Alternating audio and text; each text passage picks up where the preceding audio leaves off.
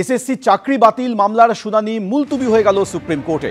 15ই জানুয়ারি দুপুর 2টোর সময় ফের এই মামলার শুনানি হবে। 15ই জানুয়ারির মধ্যে সবাইকে হলফনামা জমা দিতে হবে। আজ প্রধান বিচারপতি সঞ্জীব খান্না এবং বিচারপতি সঞ্জয় কুমারের বেঞ্চে এই শুনানি হয়। যদিও আজই সিবিআইকে রিপোর্ট জমা দিতে হবে বলে জানায় সুপ্রিম কোর্ট। মামলার খরচ বাড়ছে, আর কতদিন অপেক্ষা করতে হবে, প্রশ্ন হতাশ চাকরিজীবীদের।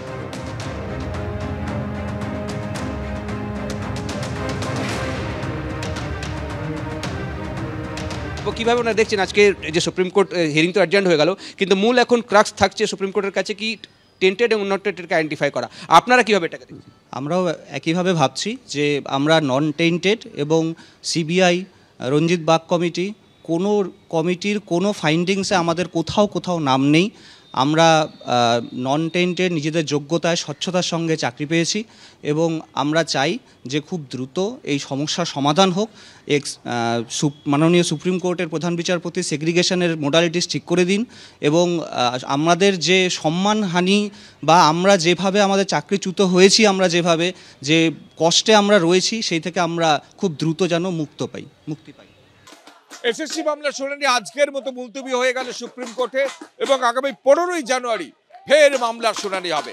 কিন্তু এই শুনানি পর্বে খানিকটা আশার আলো দেখা গেছে, অর্থাৎ যোগ্য এবং অযোগ্যদের পৃথকীকরণের সম্ভব সেইটা অবশ্য 15ই জানুয়ারি সেই ধারণা স্পষ্ট জবাব মিলবে। আমরা যেখানে আছি কলকাতার ধর্মতলার ওয়াই চ্যানেলে, যারা এখানে বসে আছেন, আন্দোলন করছেন দীর্ঘ 12 দিন ধরে, তারা প্রত্যেকে শিক্ষক, অর্থাৎ 2016 সালের এসএলএসটি মারফত তারা শিক্ষকতা করছেন দীর্ঘ 6 বছর, কেউ 7 বছর তারা বেতন পাচ্ছেন। এবং যারা চাকরি পাওয়ার জন্য একদিকে লড়াই করছেন চাকরি প্রার্থীরা, এই সমস্ত শিক্ষকরা চাকরি বাঁচানোর জন্য লড়াই করছেন। তারা কি ভাবছেন, তারা কি বলছেন, তাদের কাছ থেকে সরাসরি জেনে নেব। আমরা সত্যি হতাশ, কারণ আমরা তো আশাবাদী ছিলাম যে দুর্নীতির তালিকায় যেহেতু আমাদের কোনো নাম নেই, সিবিআই যা ইনভেস্টিগেশন করেছে সেই ইনভেস্টিগেশন তালিকায় আমাদের নাম নেই। 92% যোগ্য ক্যান্ডিডেট 9-10 এবং 11-12 87% যোগ্য ক্যান্ডিডেট। যাদের দুর্নীতির তালিকায় কোনো নাম নেই তাদের স্বচ্ছতার সঙ্গে সম্মানের সহিত চাকরি বজায় থাকবে, এটা আমরা আশাবাদী ছিলাম।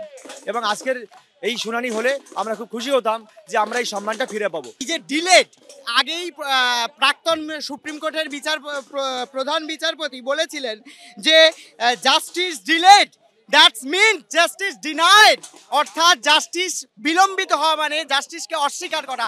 আমাদের বিরুদ্ধে বহুমুখী চক্রান্ত চলছে।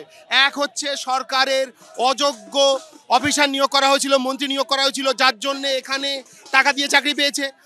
আবার সিবিআই তদন্ত করে অযোগ্যদের লিস্ট বের করে দেওয়ার পরেও যারা আদালতে গিয়ে দাঁড়িয়ে বলছে যে অল ফ্রড, সবাই বলে দেওয়ার পর বিরোধী যারা লয়ার যারা বলছেন তারা এখানেও পুরোপুরি দায়ী আমাদের এই রাস্তায় নামানোর জন্য। শেষমেশ সুপ্রিম কোর্ট এই যোগ্য অযোগ্যের পৃথকীকরণ প্রক্রিয়ায় শেষমেশ সন্তুষ্ট হন কিনা এখন সেটাই দেখার। এবং সুপ্রিম কোর্ট সন্তুষ্ট হলে তাহলে হয়তো এই পৃথকীকরণ যদি সম্ভব হয়, তাহলে হয়তো যোগ্যরা আবার স্কুলে ফিরে যাবেন, অযোগ্যরা যারা সাদা খাতা জমা দিয়ে শূন্য পেয়ে চাকরি পেয়েছেন তাদের চাকরি বাতিল হবে। অবশ্যই সেদিকে নজর থাকবে 15 তারিখে সুপ্রিম কোর্টের শুনানির ওপর।